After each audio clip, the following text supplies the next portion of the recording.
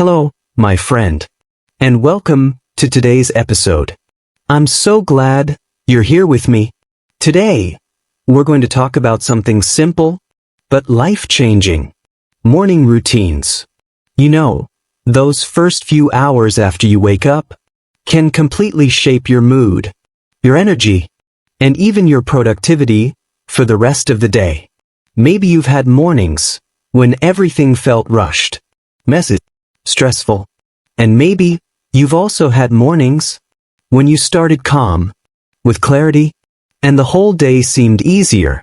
That is the power of a morning routine. And in this episode, I'll share a story, some powerful practices, and a few gentle reminders that can help you create a morning that truly changes your life. Let me begin with a story. A few years ago, I had a close friend named Sarah. She was working in a busy office job, and every morning was chaos. She woke up late, rushed out of bed, scrolled on her phone for too long, skipped breakfast, and then spent her commute stressed and anxious. By the time she arrived at work, she already felt behind, tired, frustrated. And this pattern repeated every single day. One day, Sarah came to me and said, "I don't know what's wrong. I feel exhausted all the time, even before my workday starts." And that's when I asked her a simple question: "How do you start your mornings?" She laughed and said, "By surviving them." But then, Sarah decided to experiment. She told herself she would spend just 30 minutes each morning differently. Not a big complicated routine, just a few small changes. And slowly, those 30 minutes began to transform her entire day. Within weeks, she was more focused at work, calmer in the mornings, and even more confident in herself. Her friends noticed, her colleagues noticed, and most importantly, she noticed. So, what exactly did she change? Let's talk about that. The first thing Sarah learned was the power of starting with stillness. Instead of grabbing her phone, the moment she woke up, she stayed in bed for a few quiet minutes, breathing deeply, and setting an intention for the day. It wasn't meditation, in the complicated sense. It was simply pausing, and that pause gave her mind space to wake up gently, without stress. The way you start your morning sets the emotional tone for the next 16 hours. Begin with chaos, you carry chaos. Begin with calm, you carry calm. The second shift was moving her body. For years, Sarah thought exercise had to be 1 hour in the gym, sweating hard, lifting heavy. But her new morning routine was simple: 10 minutes of stretching. Sometimes a short walk outside. Sometimes just dancing in her living room to her favorite song. It wasn't about burning calories. It was about telling her body, "I'm awake. I'm alive. Let's move." And this small act gave her an instant boost of energy that coffee alone could never give. The third change was fueling her mind before the world distracted her. Before emails, before news, before social media, she picked up a book or her journal. Sometimes she wrote down her thoughts. Sometimes she read a page of something inspiring. This practice reminded her that she had control over what entered her mind first. And when you choose inspiration instead of distraction, you carry strength instead of stress.